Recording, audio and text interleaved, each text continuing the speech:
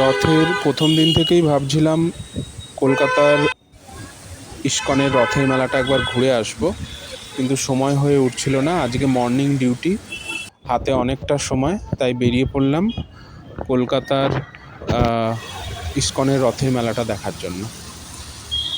বৃষ্টি তো অল্প অল্প পড়ছে, ছাতা সাথেই ছিল। কখনো ছাতা খুলছি, কখনো বন্ধ করছি, এইভাবেই হেঁটে হেঁটে যাচ্ছি। তো ভাবছিলাম যে ভিড়ভাট্টা হবে কি না, কিন্তু গিয়ে দেখলাম যথেষ্ট ভিড় হয়েছে, কিন্তু সবাইয়ের হাতে একটা করে ছাতা।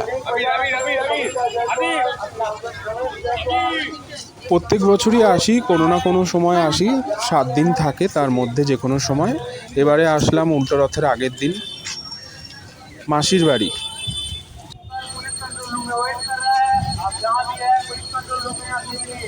তো ভিড়ভাট্টা মোটামুটি হয়েছে। আর ওই দূরে দেখা যাচ্ছে রথ, 3টে রথ, জগন্নাথ, বলরাম আর সুভদ্রা। আর ওই রথের পেছন দিকে প্যান্ডেল করা হয়েছে, ওর ভেতরেই আছে জগন্নাথ দেব। তো এই পাশ থেকে একটা রাস্তা করা হয়েছে, প্লাইউড পাতা আছে মোটা করে, কারণ মাঠে তো কাদা, ওই প্লাইউডের ওপর দিয়েই যেতে হচ্ছে। ওখান থেকে গিয়ে তবে মন্দিরে ঢোকা যাচ্ছে।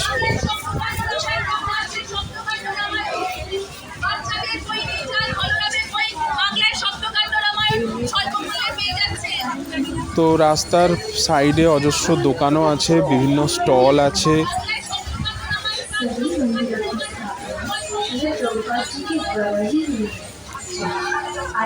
অনেক কিছু জানার আছে, গীতা রিসার্চ সেন্টার। তো এখানে আমরা জুতো টুতো খুললাম, খুলে খালি পায়েই মন্দিরে যাচ্ছি। একদিকে কীর্তন হচ্ছে,